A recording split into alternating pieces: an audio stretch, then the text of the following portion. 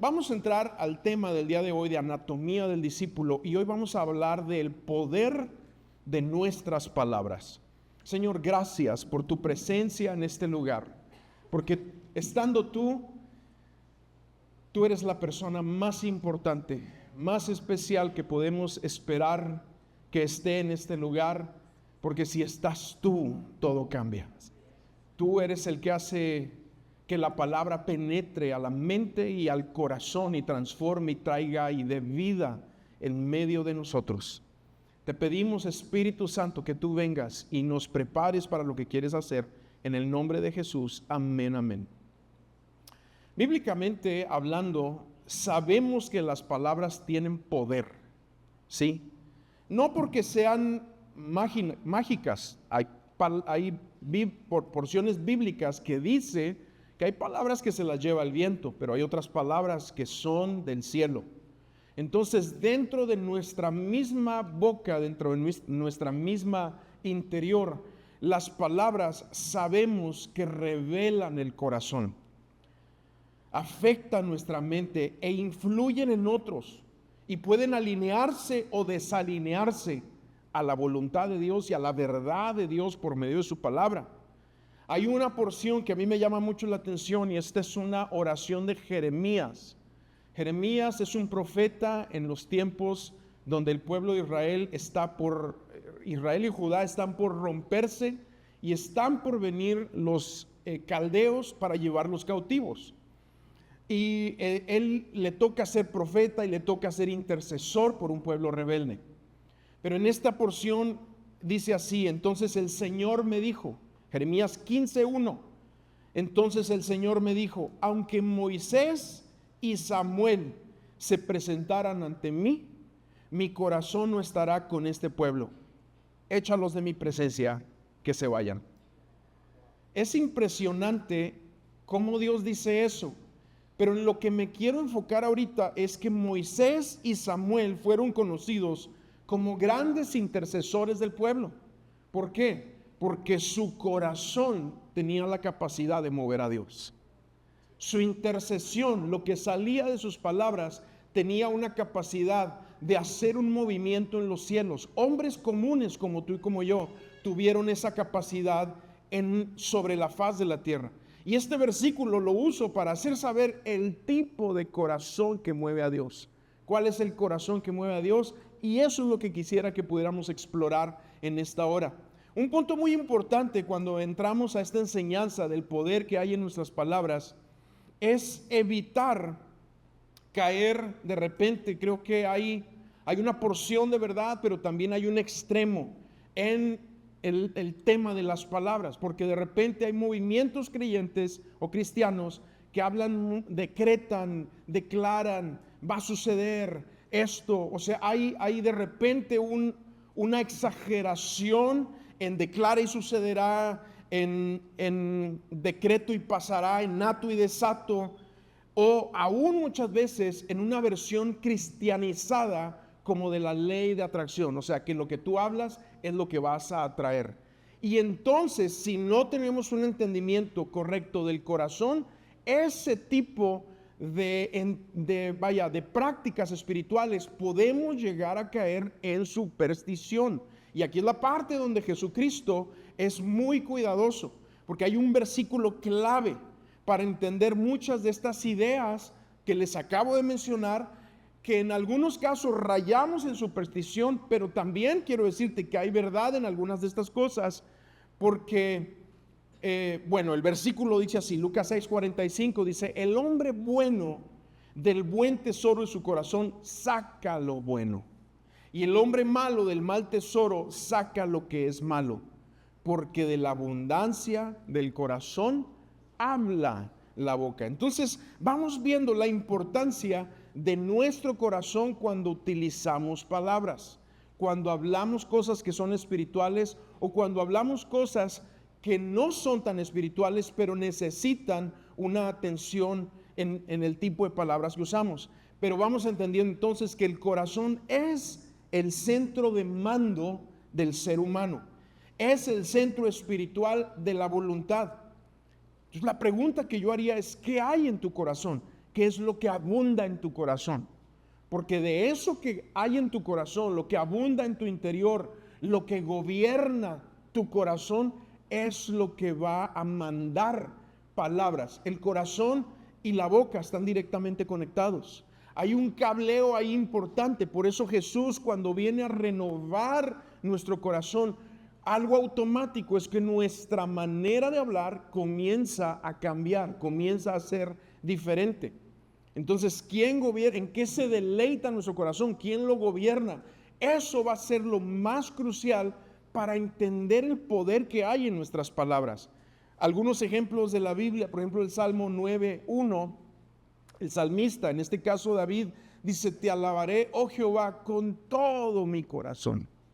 Con todo mi corazón. Estamos viendo la importancia de meter el corazón en la adoración, en la alabanza. Alabar de boca, alabar de intelecto no es suficiente. Es importante introducir el corazón al estar frente a un Dios vivo, a un Dios eterno, a un Dios santo, a un Dios grande. Pero creo que eso es algo que tenemos que captar en nuestro corazón, en nuestro interior. Romanos capítulo 10, este pasaje es crucial también para entender el poder del corazón. Dice más, ¿qué dice? Cerca de ti está la palabra, en tu boca y en tu corazón. ¿Te fijas cómo el apóstol Pablo en Romanos conecta el corazón y la boca? Conecta, hace una conexión aquí, dice, cerca de ti está la palabra, en tu boca, en tu corazón. Esta es la palabra de fe que predicamos. ¿Cuál es la palabra de fe que predicamos? Aquella que proviene de un corazón que ha sido renovado por Cristo, de un corazón que está vivo ahora en Cristo. Dice que si confiesas con tu boca que Jesús es el Señor y creyeres con tu corazón que Dios le levantó de los muertos, ¿qué produce? Salvación. Hay salvación cuando en el corazón está la realidad de que Cristo está vivo, que por cierto, esa es una revelación que viene de Dios, pero esa realidad en nuestro interior nos provoca hablarlo, nos provoca decirlo, y eso genera salvación. Cuando hablamos de salvación estamos hablando de eternidad para nosotros, pero también a nuestro alrededor. Cuando nosotros declaramos esto, hay salvación para los demás, hay palabra que viene hacia los demás. Dice aquí, porque con el corazón se cree para justicia, pero con la boca se confiesa para salvación.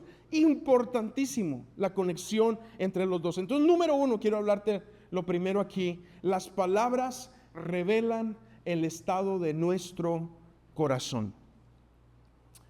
Jesús nos enseña, nos dice que la boca no es el problema, que el problema reside en el corazón. Mateo 12:34 le habla fuertemente, ahora la misma frase que ya leímos de Lucas, pero ahora la está hablando a un grupo de personas que saben cómo utilizar sus palabras. Pero Jesús, que ve su interior, les dice, algo está mal en ustedes. Y dice aquí, Mateo 12:34, camada de víboras, le habla a los religiosos, ¿cómo pueden hablar cosas buenas siendo malos? Porque eso puede hacer el religioso. El religioso tiene la capacidad de hablar bien, pero en su corazón estar distante con Dios. Por eso Dios dice en otro pasaje, de labios me honran, pero su corazón está lejos de él. Porque el religioso tiene esa capacidad por cuanto ha aprendido intelectualmente cómo usar palabras, pero su corazón no ha permitido que entre a la presencia de Dios para ser cambiado y transformado. Y entonces aquí otra vez en esta porción dice, porque la abundancia del corazón habla la boca. En este pasaje Jesús le llama camada de víboras a estos religiosos porque saben cómo hablar lo que es correcto, pero Él está viendo el corazón, Él está viendo sus intenciones. Y aquí lo que vamos entendiendo es que la boca es un exponente de lo que hay en tu alma, de lo que hay en tu interior. El discípulo madura cuando deja de justificar sus palabras y comienza a examinarlas como con un tipo de diagnóstico espiritual. Si una persona constantemente, obviamente, está chismeando y quejándose e hiriendo a otros con sus palabras, el problema no es nada más un problema de lengua, es un problema de corazón. Porque a esa persona tú le puedes cortar la lengua, pero la condición de su corazón sigue siendo la misma. Dios quiere que el corazón sea transformado. Él desea que tú y yo tengamos corazones renovados. Corazones, dice la Escritura, dice la palabra, que sean de carne, no de piedra, sino nuevos, renovados de carne. ¿Por qué? Porque vamos viendo aquí que entonces nuestro hablar es simplemente un termómetro de lo que hay en nuestra alma. ¿Cómo hablo cuando estoy bajo presión? ¿Qué sale de mi boca cuando me ofenden? ¿Qué sale de mi interior a través de mi lengua cuando tengo temor y miedo ante una situación? Y de repente estamos en esta cultura donde, y sobre todo nosotros, ¿verdad? Que somos norteños y hablamos golpeado. De hecho, hace poco estábamos cuando estábamos en el retiro de matrimonios, ya era tarde y nada más nosotros quedábamos ahí, mi esposa y yo, en una de las albercas, disfrutando, ¿verdad? Les digo todo esto para que se animen a ir a un retiro de matrimonios también. Y había una pareja de otra parte, un señor de Estados Unidos, su esposa colombiana, los dos hablaban español. Y empecemos a platicar y me dice, ¿ustedes de dónde son? Somos de México, pero no hablan como de México. No, es que somos del norte. Es que ustedes hablan como golpeado. Sí, así nos dijeron. No, pues, perdón, dije yo.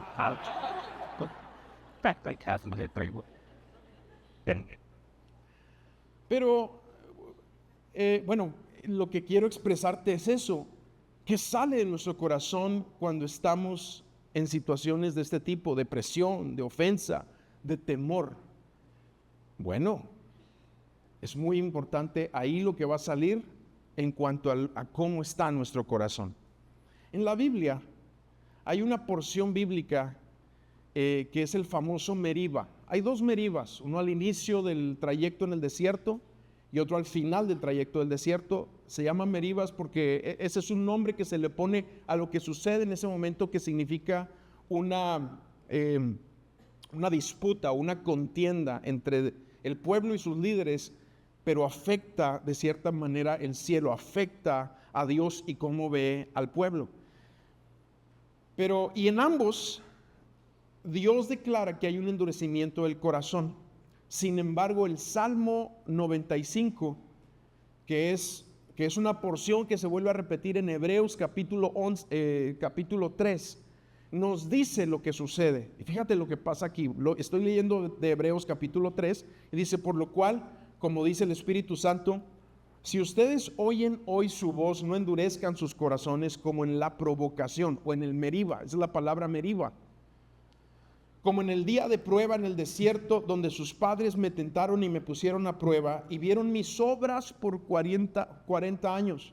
Por lo cual yo me disgusté con aquella generación y dije, siempre se desvían en su corazón y no han conocido mis caminos. Como juré en mi ira, no entrarán en mi reposo. Fíjate bien, esta palabra es crucial. No entrarán en mi reposo. Y luego más adelante el versículo 12 dice, tengan cuidado, hermanos, no sea que alguno de ustedes haya un corazón malo de incredulidad para apartarse del Dios vivo. ¿Qué estamos escuchando aquí? Que cuando nuestro corazón se endurece, pierde el reposo de Dios sobre nosotros. Ahora, el reposo de Dios en nuestras vidas es crucial, porque tú puedes andar a 1000 por hora. Tú puedes traer una estrés y una presión del trabajo y situaciones complejas que vives todos los días. Todos los días cada uno atraviesa a sus niveles todo este tipo de cosas que son inevitables por la cultura y el lugar donde vivimos. Hace poco veía un artículo que Saltillo está entre las 4 ciudades más competitivas en todo México. ¿Por qué? Porque todo el tiempo necesitas un estudio más, una maestría más, un reconocimiento más. ¿Para qué? Para sobresalir, para estar en la industria, para estar en un salón de clases, en lo que sea. Siempre está exigiendo, por decir así, la ciudad. Pero el reposo de Dios te hace estar tranquilo en medio de todo eso. Es algo sobrenatural el reposo de Dios. Es un descanso en medio del ajetreo. Pero el corazón endurecido aleja el reposo de Dios sobre nosotros. Por eso tantas veces creyentes dicen, es que no tengo paz, es que estoy batallando, es que estoy en estos problemas, es que ¿Qué está pasando? ¿Qué está sucediendo? Es que ¿por qué no siento esto? ¿Por qué no sé? Y podemos poner 1000 preguntas, 1000 argumentos, pero muchas veces es porque nuestro corazón se ha endurecido en el trayecto. Y Dios, aquí en este caso, no ve la queja del pueblo de Israel como un problema de comportamiento nada más, sino como un estado de un corazón endurecido, a tal grado que en esta porción de Hebreos dicen: tengan cuidado. Esto es la segunda advertencia de Hebreos: tengan cuidado, hermanos, porque el corazón incrédulo se aparta a final de cuentas del Dios vivo, y entonces el reposo de Dios ya no funciona en la vida de la persona. Número 2, las palabras también construyen o destruyen. Fíjate, este proverbio es impresionante. Proverbios 18:21 dice: la muerte y la vida están en el poder de la lengua. La muerte y la vida están en el poder de la lengua. Nuestras palabras crean realidades, propagan vida, dan propósito, traen visión. Si estamos en un acuerdo con el cielo y si es la voluntad de Dios, el poder que hay en nuestras palabras es para vida, como también puede ser para muerte cuando estamos desalineados, cuando estamos hablando de enojo, cuando estamos hablando de amargura, o cuando estamos hablando de temor o de decepción. Las palabras pueden llegar a ser entonces de muerte y muy peligrosas. Significa que nuestras palabras tienen consecuencias reales, es lo que estamos leyendo aquí. Tienen consecuencias que pueden impactar las vidas de otros. Hay poder en la lengua, hay vida o hay muerte según cómo la uses tú. Yo quisiera que el día de hoy tú te fueras con un peso en tu corazón y en tu interior, en tu espíritu, del poder que hay en tus palabras, y que entiendas que el uso de tu boca, Dios nos va a llamar a cuentas por ello. Dice la palabra que de cada palabra ociosa vamos a dar cuentas delante de Dios. ¿Qué es esto? Que como creyentes hay un momento donde Dios dice: hey, tú eres mi hijo, ya no puedes hablar así. Ya necesitas empezar a hablar de una manera distinta, una manera diferente. Hay cosas que nos va a enseñar la palabra. O sea, un padre puede marcar la vida de un hijo con una sola frase. Ahora, si esa frase se repite, olvídate, lo puedes llegar a hacer pedazos. Cristo puede restaurarlo todo, y todo espíritu de orfandad en un segundo Dios lo puede restituir. Él puede hacerlo, pero eso nos pone a nosotros entonces en una responsabilidad delante de Dios del uso de nuestras palabras. Un pastor puede levantar un alma, una vida, o puede destruirla. Yo me he topado con algunos que he ministrado que me dicen: es que el pastor cuando iba saliendo me dijo esto, habló esto, pronunció esto. Y muchas veces, ahora también perdonen a los pastores, se frustran, se enojan. Nos frustramos, nos enojamos y podemos llegar a decir cosas que no son, y vamos a dar cuentas delante de Dios. Pero en todo esto es una realidad el poder que hay en las palabras. Un matrimonio se puede fortalecer o deteriorarse por las palabras. Cuando hay palabras que están ahí diciéndose que no son buenas, amados, esto provoca círculos viciosos, círculos tóxicos que tienen que llevarse delante de Dios. Efesios 4:29: ninguna palabra corrompida salga de vuestra boca. Corrompida significa corrupta, echada a perder, podrida. Que eso no salga de tu boca.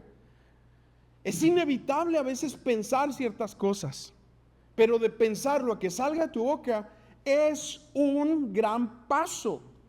Y eso es lo que marca la diferencia. Porque a tu mente pueden llegar 1000 cosas, corajes, temores, situaciones, pero no las saques.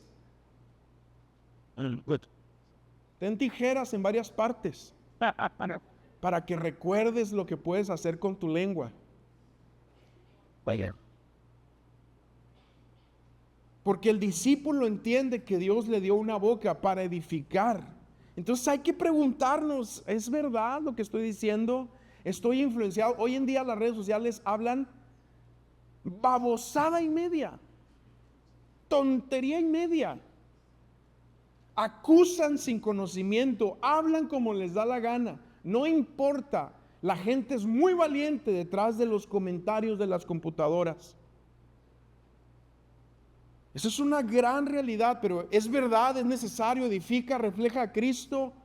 A final de cuentas, el dicho mexicano tiene verdad: el pez por su boca muere. En nuestra boca hay poder de vida o poder de muerte. Y ya, no sé, mira, creo que hay algunos de aquí que tienen que traer su boca al altar. Tú te puedes quedar ahí, pero tu boca tienes que traerla aquí. Y aquí no sé, yo creo que la quemamos o hacemos algo, ¿verdad?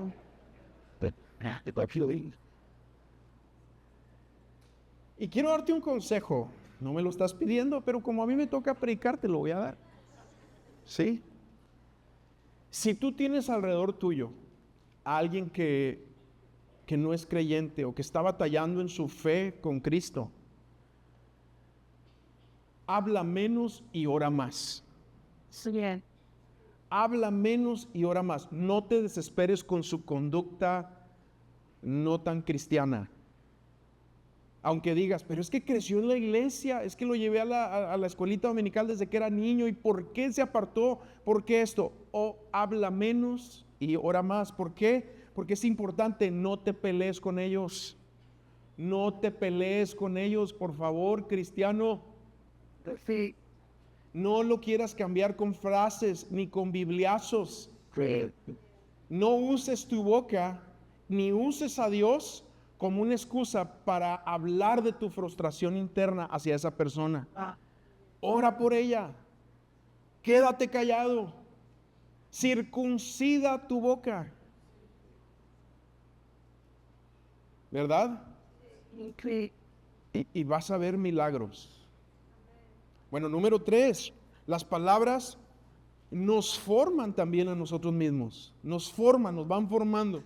Mira, la neurociencia moderna habla de la neuroplasticidad. Es algo que está en el cerebro. Alguna ocasión alguien nos dio una conferencia y mostraba todas las terminaciones nerviosas del cerebro y cómo ciertos patrones van pintándose siempre de la misma manera. ¿Por qué? Porque la capacidad del cerebro para fortalecer patrones de pensamiento mediante la repetición es verdadero. Cuando a alguien continuamente le estás diciendo eres un fracasado, no sirves, eres un inútil, no te bajan de palabrotas y todo eso que muchos de nosotros o de algunos de ustedes han vivido, hay que tener cuidado porque genera algo real en el interior. Pero cuando nosotros mismos estamos continuamente repitiendo, no puedo, todo está mal, nadie me quiere, soy un fracaso, no lo voy a hacer, no la voy a armar, ya no puedo, ya no aguanto. Si eso es algo continuo en tu interior, se van creando patrones de pensamiento en el corazón y te ves envuelto en eso. Por eso ahorita te decía que sí hay una parte real de algunas de las palabras que salen de nuestra boca, pero sin llegar a la superstición, porque también la realidad es que eso refuerza caminos mentales dentro de nosotros donde siempre hablamos lo mismo. Por eso la palabra es tan insistente en renovar nuestra mente. Romanos 12:2 dice, no se adapten a este mundo, no se amolden a este mundo, no se hagan como la gente de este mundo. Tú no eres de este mundo. Si tú ya tienes al Señor en tu vida, si tú recibiste a Cristo, si tú has levantado el estandarte de Cristo, tú estás de pasada por este mundo. Pero tú tienes un destino eterno, tú tienes un destino glorioso, tienes un destino, ahorita lo cantábamos. Esa es la realidad del creyente. Por eso es importante no adaptarnos a este mundo. Dice, sino transfórmense mediante la renovación de su mente, para que verifiquen cuál es la voluntad de Dios, lo bueno, lo aceptable, lo perfecto. La importancia de la boca en todo esto va a ser crucial. Dejar de repetir patrones de mentira o patrones de costumbre ya en nosotros y empezar a trabajar de acuerdo a la palabra de Dios en lo que la Biblia dice, en lo que la Biblia habla. Algunos de ustedes necesitan hablar menos tú y más Biblia. Más Biblia, más palabra. Filtrarlo en tu corazón. Filipenses 4:8 dice, por lo demás, hermanos, todo lo que es verdadero, todo lo digno, todo lo justo, todo lo puro, lo amable, lo honorable, si hay virtud alguna, si algo merece elogio, en eso mediten, porque lo que pensamos afecta lo que hablamos, y lo que hablamos refuerza lo que pensamos, y esto es un ciclo. Es un ciclo.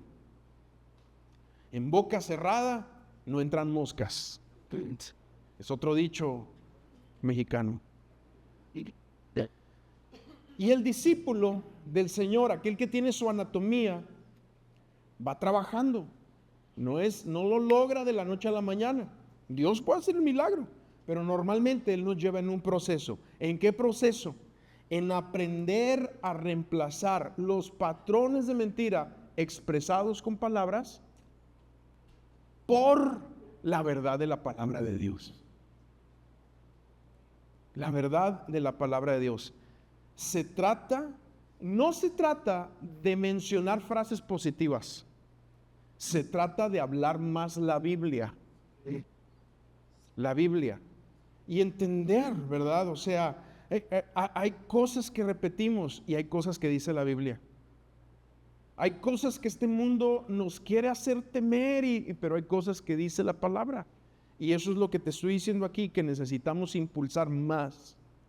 Número 4, las palabras del discípulo están alineadas a las palabras de su Dios. Hebreos 13:15 dice, por tanto, ofrezcamos continuamente mediante Él, mediante Cristo, sacrificio de alabanza a Dios, es decir, fruto de labios que confiesan su nombre. El fruto de tus labios. El discípulo no solo adora cantando, adora hablando. ¿Sabes que tú adoras en cómo le hablas a tu esposa? ¿En cómo le contestas a tu marido? ¿Tú adoras en cómo respondes a tus padres? ¿Tú adoras cuando hablas en medio de adversidades? Lo que dices en medio de esas situaciones habla de si tienes un corazón que ofrece ese fruto de labios, ese sacrificio de alabanza continuo o no. Adora con palabras de gratitud, con palabras de verdad, y muchas veces el discípulo adora también callando.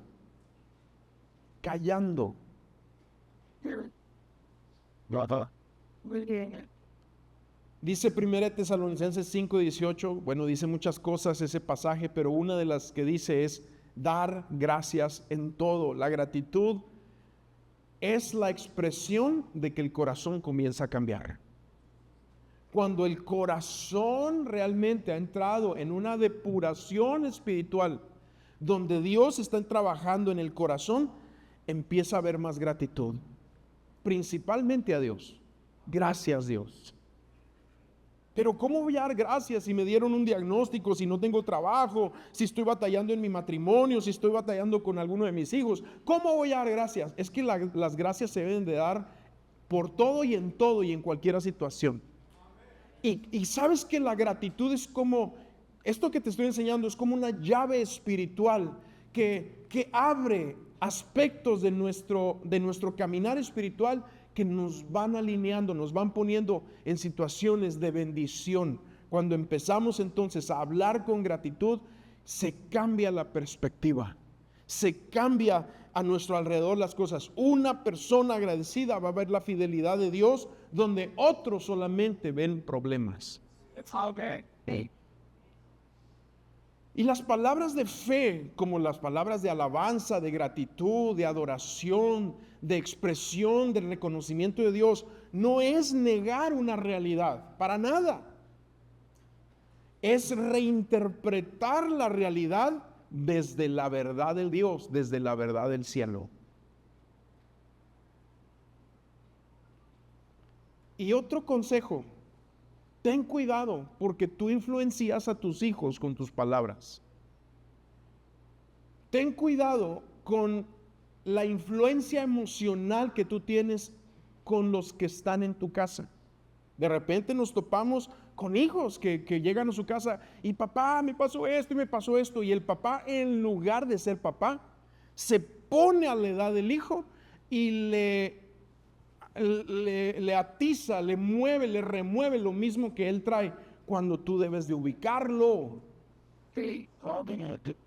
Tú eres el papá. Tú no eres un chavito, no eres su amigo.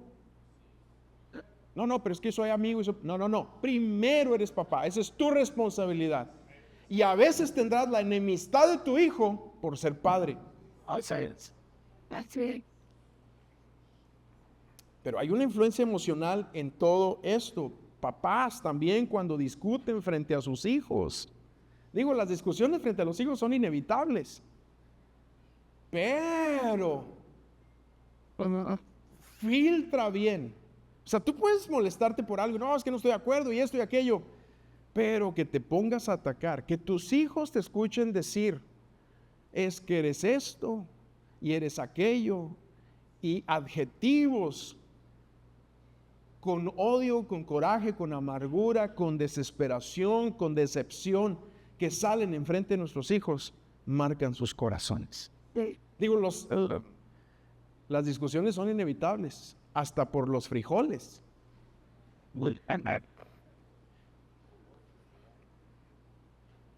Amados, la vida está llena de circunstancias buenas y no buenas.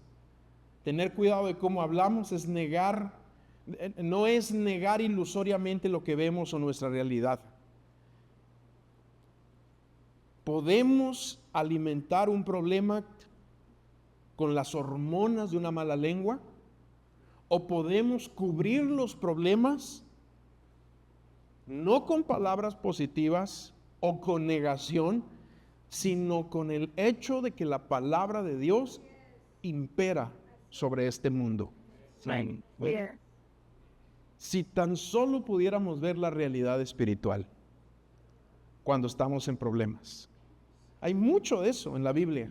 Me encanta este pasaje porque está Eliseo con su siervo. Déjame lo leo, 2 de Reyes 6:15 dice, y cuando él servía al hombre de Dios, se levantó temprano y salió y vio un ejército con caballos y carros que rodeaba la ciudad. Y su criado le dijo, ay, Señor mío, ¿qué haremos? Son palabras desesperantes. ¿Y ahora quién podrá ayudarnos? Y él respondió, no temas, porque los que están con nosotros son más que los que están con ellos. Eliseo entonces oró y dijo, oh Señor, te ruego que abra sus ojos para que vea. Y el Señor abrió los ojos del criado y miró el monte que estaba lleno de caballos y carros de fuego alrededor de Eliseo. Si tan solo pudiéramos ver lo que está aún en los momentos de adversidad, en los momentos de dificultad, lo que está detrás de lo que vemos. Eliseo no está hablando positivamente, está hablando una realidad por encima de la realidad de lo que se ve, que es la realidad espiritual. Y tu realidad espiritual como hijo es que tú tienes todo el respaldo del cielo, tú tienes todo el favor del cielo, tú tienes toda la gracia del cielo en tu vida para los momentos que estás atravesando. Salmo 23, uno más, déjame, ya vamos terminando, si puede pasar, ya pasaron los músicos. Hoy tuvimos un problema aquí con la luz, entonces estamos limitados, pero dice Salmo 23, el Señor es mi pastor. Qué hermoso salmo, ¿verdad? Nada me faltará. En lugares de verdes pastos me hace descansar. Esta es una realidad espiritual. Junto a aguas de reposo me conduce. Él restaura mi alma. Me guía por senderos de justicia por amor de su nombre. Fíjate lo que dice aquí, aunque pase por el valle de sombra de muerte, ahí está la realidad. Hay valles de sombra de muerte, pero ¿cuál es nuestra realidad superior a esta realidad? Dice, no temeré alguno, porque tú estás conmigo. Sí. Él está conmigo, Él está contigo en la realidad que estás atravesando. Sí. Tu vara y tu cayado me infunden aliento. Tú preparas mesa delante de mí en presencia de mis enemigos. Sí, hay enemigos que pueden acechar tu vida. Hay enemigos que vienen con la intención de amedrentarte, de que temas. de quitarte el sueño y que te levantes con el insomnio de las 3 de la mañana preocupado por esos enemigos que vienen y tocan a la puerta de la vida. Pero cuando ves la realidad espiritual por encima de lo que ven tus ojos, te produce un reposo. Y el reposo es esto: aderezas mesa delante de mí, o preparas mesa delante de mí en presencia de mis enemigos. Qué increíble es el Señor, qué hermoso es Él. Y me refiero a increíble, no que no sea creíble, me refiero a ese adjetivo de wow, ¿cómo es nuestro Dios? Sí. Mi copa, has ungido mi cabeza con aceite. Muchos dicen que esta es una figura sobre las ovejas, que se les pone aceite para que las moscas no se les peguen. Tú unges mi cabeza con aceite, entonces esas moscas se alejan de ti, porque hay un olor, hay una unción sobre ti. Cuando aprendes a ver la realidad espiritual y dejas de hablar lo que ven tus ojos y empiezas a hablar lo que ve tu espíritu. Mi copa está rebosando, ciertamente el bien y la misericordia me seguirán todos los días de mi vida, y en la casa del Señor moraré por largos días. Ese es el reposo de Dios. Ese es el reposo de Dios, amados.